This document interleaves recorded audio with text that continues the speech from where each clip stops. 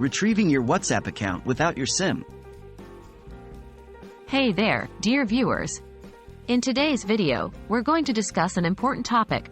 What should you do if you lose your SIM and need to retrieve your WhatsApp account? Let's dive in and make sure you're well informed about this. Why is the SIM card important for WhatsApp? WhatsApp, as many of you know, uses phone numbers as unique identifiers. When you register on WhatsApp, you do so with a phone number, and your SIM card usually contains this number. If you lose your SIM card, it might seem like you've lost access to your account, but there are ways to address this. Can I use WhatsApp without the original SIM? Absolutely.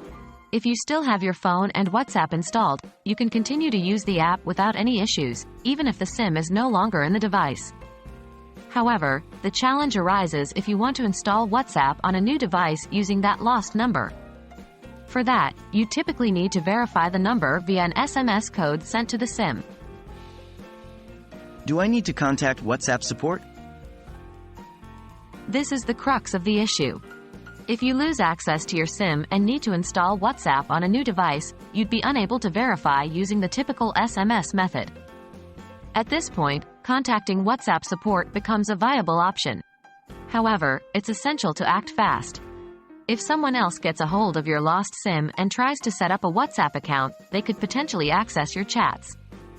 For security reasons, you might want to deactivate your number with your mobile provider ASAP. Are there any other options? Another route you could consider is transferring your old number to a new SIM card. Contact your mobile service provider, report the lost SIM, and request a new one with the same number.